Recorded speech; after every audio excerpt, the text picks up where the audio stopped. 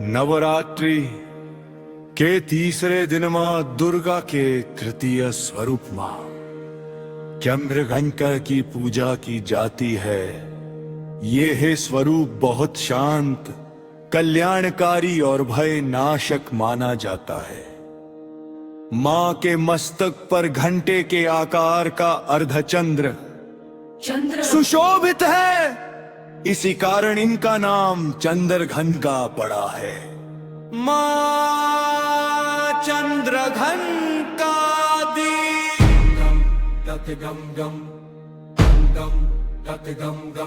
प्राचीन काल में जब महिषासुर नामक महाबली दैत्य ने देवताओं पर विजय प्राप्त कर ली और तीनों लोकों में अपना आतंक फैला दिया उसने।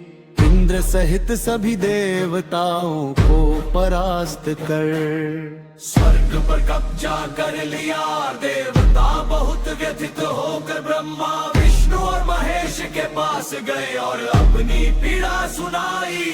तीनों देवताओं के क्रोध से एक तेज निकला, जिससे मां दुर्गा का एक शक्तिशाली स्वरूप प्रकट हुआ। ये स्वरूप ही मां चंद्रघंटा था। मां का यह रूप अत्यंत सौम्य और शांत था, लेकिन अंदर से बहुत प्रचंड।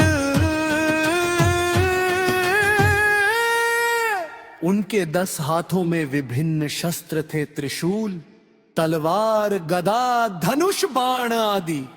उनका वाहन शेर था। मां चंद्रघंटे ने महिषासुर से युद्ध किया।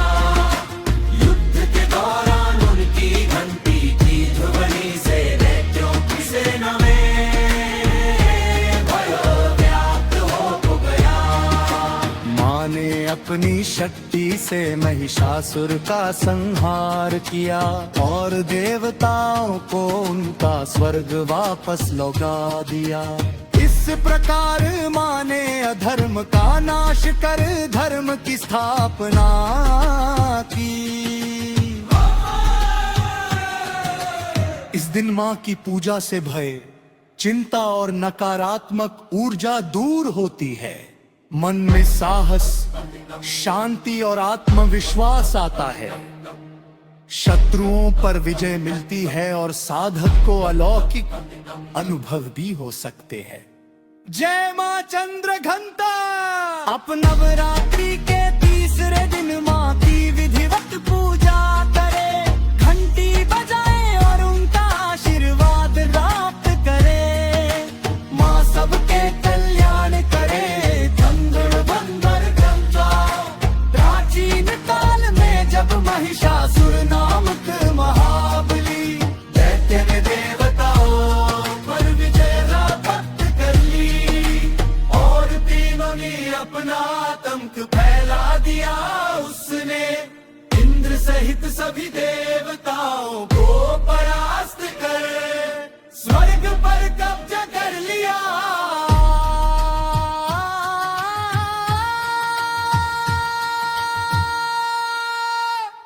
मां चंद्रघंटा ने महिषासुर से युद्ध किया।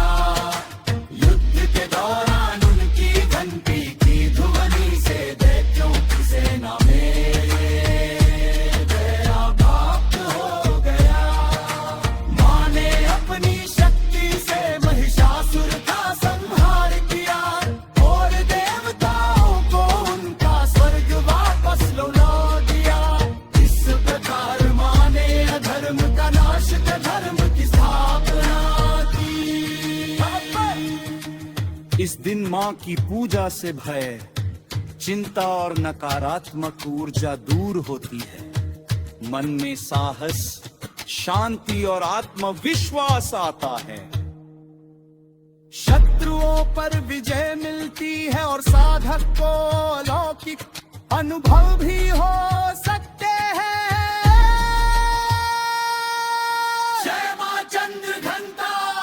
अब नवरात्रि के तीसरे दिन मां की